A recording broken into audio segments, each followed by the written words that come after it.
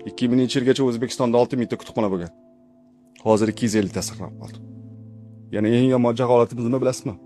Ota-onasi o'lgandan xursand bo'lyapti-da, kitoblarni qog'ozini tashlab beryapti. Ilmni xor qilish. Ilmni xor qilib qanaqa qilib yuksalish mumkin? Bo'lmaydi. Kitobida yozib qo'ydi. Xafa bo'lmanglar, bular juda kuchli gaplar. Bular osonlik bilan olmadim. Qog'ozning narxini oshganini tualet qog'ozidan bilgan insonlar o'ylayvering, ular qayeri bilan o'ylashini. Nima millatga aylandi? Kitob sotib o'tiraman-da, qarang. Bir kuni 30 ming so'mlik kitob sotdim. 30 ming.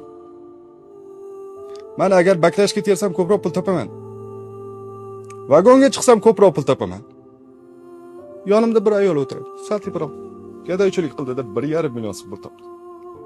Undan ham ko'proq pul topdi. Yomon alam qildi-da.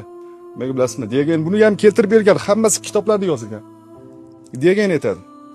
Insonlar nima uchun donishmandlarga pul bermaydilar-u, gadoylarga pul beradilar desa? Degan aytadi. Ular ahmoq emas, bilishadi ko'r va kar bo'lib qolishligi mumkinini. Gadoy holatiga tushishligi mumkinligini. Lekin ular bilishmaydiki, hech qachon donishmand bo'la olmasligidan. Donishmandliklar ularga aniq. Berishmaydi.